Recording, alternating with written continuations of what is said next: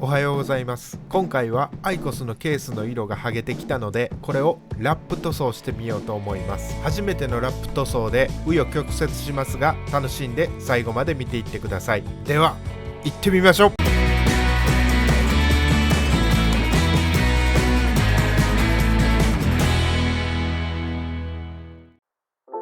とりあえず本体から塗りたいものを取り外して、色が剥げたり剥げてなかったりするので削り落としていきます。ガーッと削ってこんな感じ。密着ロンを拭いていきます。よく振って、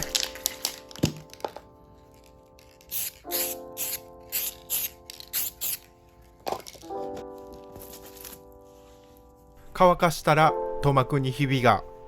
なんでやろう、よう削ったのに全然分かれへん。またガーッとやすってこんな感じです。密着ロンがダメだったんで、次はリペアカラーの黒を振っていきます。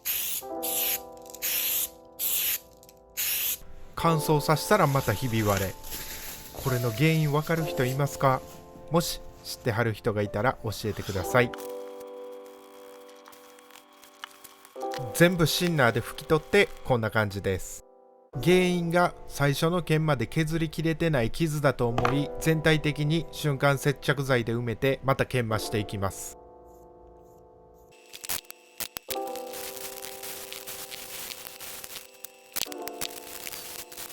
次に密着ロンを振っていきます。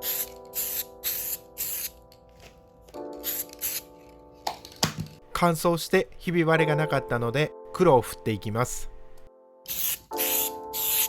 乾燥させてもう一発。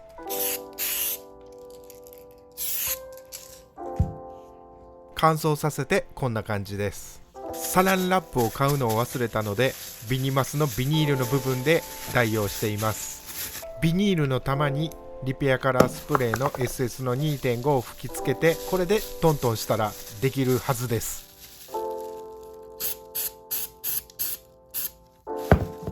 ちょっとかけすぎたのでウエストでトントンします。これで準備 OK。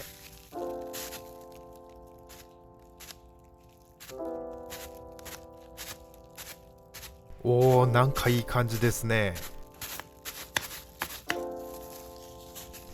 ちょっとシルバーがつきすぎたのが気になって、新しいビニールトントンを作って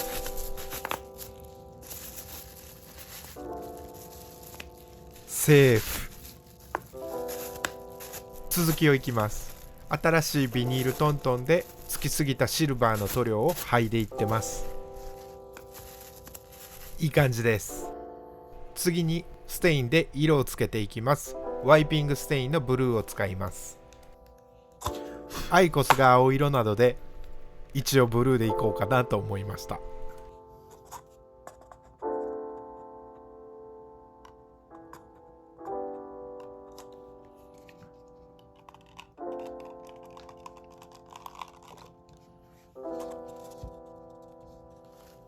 ほんのり色をつけたいだけなんで、これぐらいの薄さでいいかなって感じです。エアブラシに塗料を注ぎ込みます。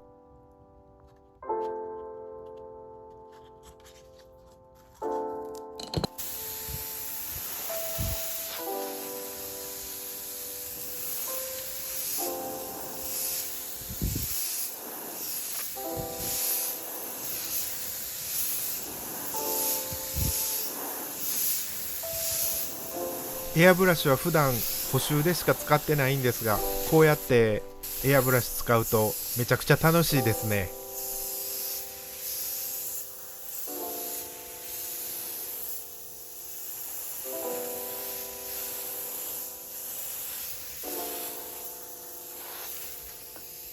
エコスターの鏡面光沢でコーティングしていきます。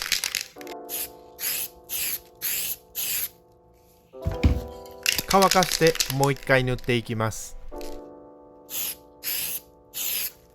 クリアの層を厚くしたいのでもう一度塗ります。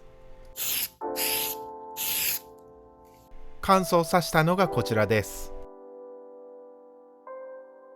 透明感があってキラキラしてすごく綺麗ですね。光に当たるとこんな感じです。2000番のペーパーで水研ぎしていきます。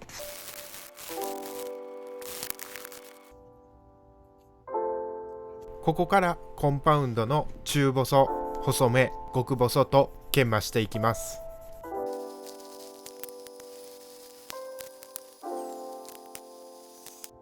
完成。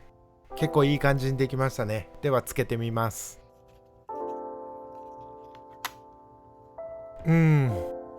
なんか似合ってない気がする。皆さんはどう思いますか？最後まで見てくれてありがとうございます。この動画が面白いと思えばチャンネル登録、グッド評価よろしくお願いします。ご視聴ありがとうございます。ぜひチャンネル登録とグッド評価よろしくお願いします。